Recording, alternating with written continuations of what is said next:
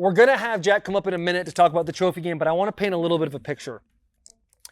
And this game, Tennessee versus Georgia, has massive implications. The game's in Athens. We've been to Athens for the South Carolina game. Going to be very honest with you, a little bit underwhelmed with the environment there. I don't know if they were asleep at the wheel a little bit. They felt like they were going to handle South Carolina or what it was. But even the pregame, it just felt like everybody at Georgia knew they were going to win. I don't think that is the case now in Athens. I think the fans are very, very nervous, and I think it's safe to say that this is the biggest game for Kirby Smart in the regular season at home in his Georgia tenure. We'll just think about Georgia for a little bit. Georgia, they've had a lot of problems. Their offensive line is underperforming. Their quarterback is a sieve with the football. They're 104th in the nation in rushing the ball. Now, if you look at the preseason, they're one in the country. Carson Beck was probably the favorite, if not the second favorite, to win the Heisman Trophy. People thought the Georgia Bulldogs were reloading and were going to run away with it, go on an absolute tear after not making the college football playoff last year. Now, fast forward to where we are in the present day, they just took a big L to Ole Miss. They gave up 3 turnovers. We got a little bit of rain going on with the locker room. That's all right. That's part of the show. Sometimes we live in a big warehouse. There's going to be echoes. There's going to be those types of things. We just keep moving forward because we have bets to put in the game. Mm-hmm. But Georgia, they have completely underperformed this year to the outsider's perspective, the fans' perspective, the coach's perspective, and even the players' perspective. Now, Tennessee, on the other hand, has a lot of pressure on themselves as well. But the pressure is an optimistic pressure.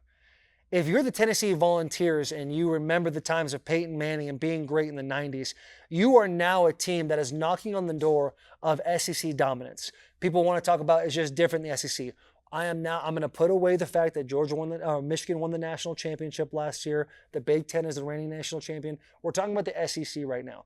And throughout the years, we know the hub of the college football landscape is finding the players to recruit to get them to their schools. And that hub consistently is in the SEC category geographically. Georgia, Alabama, Mississippi, Florida, Louisiana, sometimes Tennessee a little bit too. I'm not very familiar with their stuff. If Tennessee wins this game, you're looking at a team that's beaten Alabama and now has beaten Georgia. Tennessee has the opportunity to take themselves and thrust them into big dog category of the SEC. They have the opportunity to change the SEC's landscape by having that orange be the staple vocal point of the SEC. And it's not going to just be this year. Now you got Coach Heupel, who everybody's really excited about, can walk into the houses of these 5-star recruits and say, he doesn't have to say, don't go to Georgia, don't go to Alabama. He can say, you get to come to Tennessee. You get to come here and be a part of what we are building and now have, which is a SEC dominant football team. You have the perimeter players. You have great back end with your defense. You have a good quarterback in Nico, who may or may not play this week. But where are the weak points of Tennessee? It's largely considered in the trenches. When you look at the trenches, you're able to see these big dogs. Now you can tell them, we have something so powerful here. Look, we beat Georgia, we beat Alabama in the same year. Now we can get these motherfuckers in here and just take dominance to a whole new landscape in Knoxville, Tennessee. Right now, dogs are favored by 10. Personally, I believe that Tennessee's covering that. I think this is a big defensive game. I think Georgia, in order to have success on the field, moving the ball up and down the field, they have to get creative on the perimeter.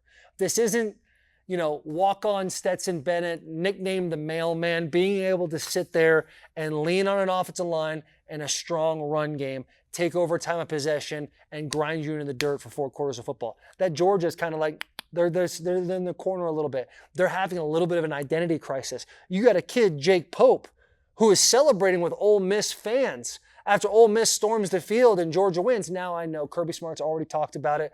He goes into his press conference. He says it's stupid. It's idiotic. Listen, Jake, I'm going to tell you right now, brother, sometimes you got to hold the cards close to your vest, and I hope you see this clip because I've been in games. We've gotten that ass beat, and I see a couple of my buddies I haven't seen for a couple of years, and I want to get excited. I want to hype them up, dap them up. But the reality of the situation is this. You got to put on a face. You were favored to win the national championship. You're also a white DB, brother. Like you're fighting the good fight out there, okay? You're a species that's just kind of been resurrected. We got to keep growing in this situation. I'll tell you a little story. Tempe, Arizona, my fifth year, we go play Kansas State. I have 40 people at the game. We get absolutely waxed 44-13 in that game. We had no shot the entire time. I'm talking about Kansas State against the University of Michigan. They beat our ass. After the game, while the buses were still there, coaches were lingering and looking, side-eyeing me. Even though it was my last game in college, I still put on a brave face. Yeah, I wanted to dap up the boys, give them some love. I wanted to hug them. Hey, fuck yeah, dude, we did it. College is over. Now we're going to the NFL. We had to put on the brave face. A learning experience for the young lad. All that to be said, Georgia has a lot more to lose, and Tennessee has a lot more to gain in this game. So we're going to bring up Jack McPherson. I want to get your thoughts.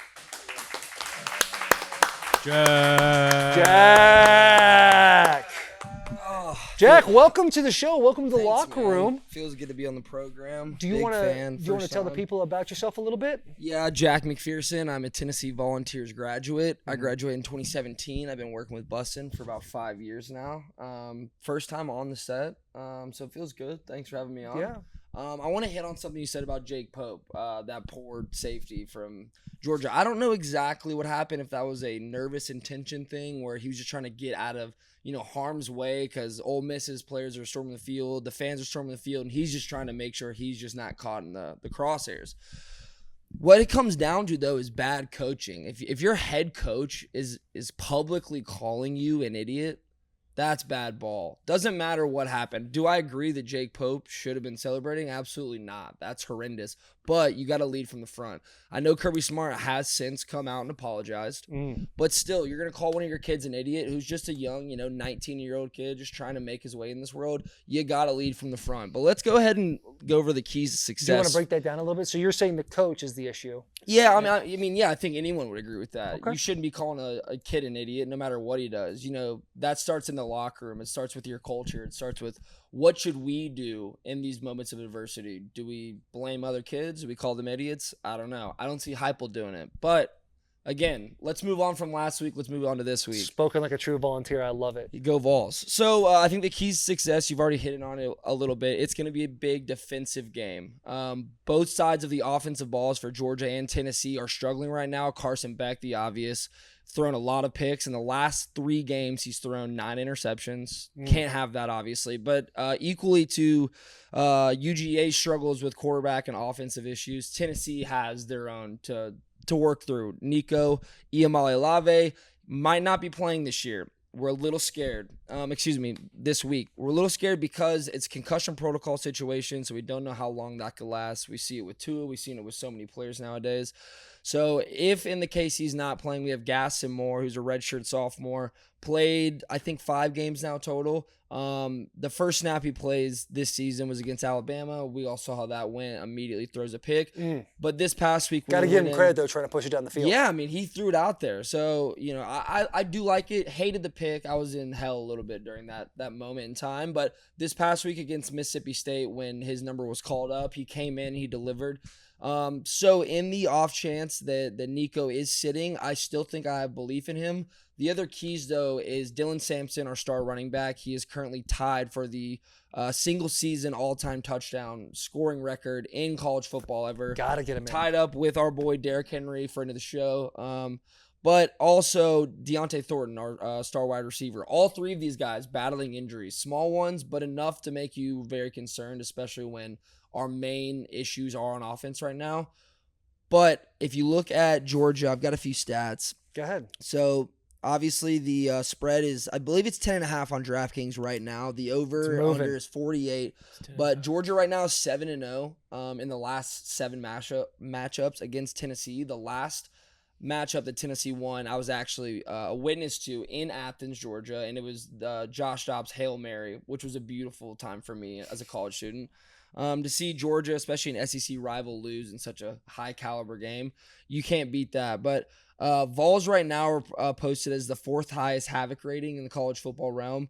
If you don't know what the Havoc represents, it's the percentage of plays that a defense records for tackles for loss, forced fumbles, pass intercepted, or passes broken up. So with that being said, us being the 4th highest, I mentioned earlier, Carson Beck, 9 interceptions in the last 3 games. Also, in these last 3 games, Beck was pressured only 37 times in 125 dropbacks. But of those 37 times pressured, only 8 completions, 7 sacks, and 5 interceptions. That QBR rating, it's a big 0. Where our strength is right now is our defense. James Pierce Jr. being our edge guy, probably a first-round draft pick. If we can get there and surround him and create pressure, I already feel like Georgia is one of these programs, and not to throw shade at Alabama, but they've been spoon-fed championships and SEC victories for breakfast for the last decade. So 2 decades. Yeah, so for a little bit, they're starting to understand what actually losing feels like, and I want to say that fan base, if they see a quick early game where Carson Beck's throwing picks or they're getting pressure and they're not being able to move the ball, I see a lot of these people kind of curling up. They're not going to enjoy it. But for Tennessee fans, we've only known misery. We've only known loss. You're for born decades. in the darkness. We were born in the darkness. So if we come out a little, lazy or we're getting pressured, we understand that second half football exists in our realm. So anyways, like I said, key players, Nico being healthy, Dylan Sampson, Deontay Thornton, if these guys can be playing, there's definitely a position where we could run the ball. I will say there's been 0 teams this year that have scored over 20 points to the Vols, which is a massive thing. But I think the Vols right now are just in the driver's seat, not only to make it in the college football playoffs and cement them this week, but also the winner of this game will most likely be who is contending for the SEC championship, which is a big deal. So a huge SEC East matchup. I think that the big play will be the under in this game at 48. Like I said, no other team has scored over 20 points against the Vols. We aren't right now. Our air raid offense is not clicking, and especially without Nico, who knows what the identity is going to be. But I think the under's the play, and then, my Tennessee fandom, I'm going Vols money line. Yeah. But if you want to stay on the safe side for your bets, 10.5 points, I think, is an absurd amount to spot Georgia. So I'd give the Vols. Give them plus 10.5 if you want to be a little easy on it, but I'm taking Vols money line and the under. I think it's going to be a crazy matchup. College game day in Athens. You can't beat it this time of year. Just some powerhouse SEC football. I'm nervous, but a good nervous, and I'm really excited to watch. Yeah, this, you're talking like you're a little bit nervous. Let me ask you this: if Nico Collins plays, Nico Collins. Sorry, Nico. Are you nervous? Who's Collins? Nico Collins is on the Texans. Wide receiver for the That's right. Texans. Nico in the NFL. Iamale Michigan. That's right. Nico, the word you just pronounced. If he plays, Yes. where's your confidence level at then? I don't know if it changes necessarily. I think it's all going to be defensive.